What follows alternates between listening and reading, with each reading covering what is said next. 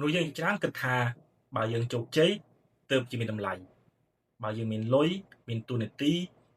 ឬមានកេរ្តិ៍ឈ្មោះទើបយើងមានតម្លៃប៉ុន្តែបើថ្ងៃណាមួយយើងបាត់បង់របស់អស់ទៅនោះវិញតើតម្លៃយើងក៏បាត់ទៅដែរមែនការពិតនោះគឺតម្លៃរបស់យើងមិនត្រូវបានកំណត់ដោយគ្រួសារដែលយើងកើតមកទេហើយក៏មិនត្រូវបានកំណត់ដោយសាសនាឬក៏ជំនឿរបស់យើងផងដែរ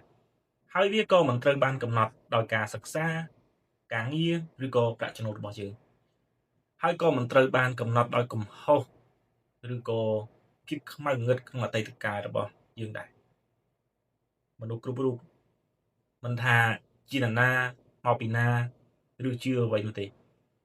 សុទ្ធតែសមនឹងបានទទួលការគោរពសេចក្តីស្រឡាញ់និងសេចក្តីថ្លៃថ្នូរក្នុងនាមខ្ញុំជាគ្រីស្ទបរិស័ទម្នាក់ខ្ញុំជឿថាតម្លៃរបស់យើងគឺចាប់ផ្ដើមមកពីព្រះដែលបានបង្កើតយើងមកហើយអ្វីយើងធ្វើគឺអាចផ្លាស់ប្ដូរដូចជាការងារដូចជាប្រាក់ចំណូលប៉ុន្តែតម្លៃរបស់យើងមិនត្រូវបានផ្លាស់ប្ដូរទេជាចុងក្រោយ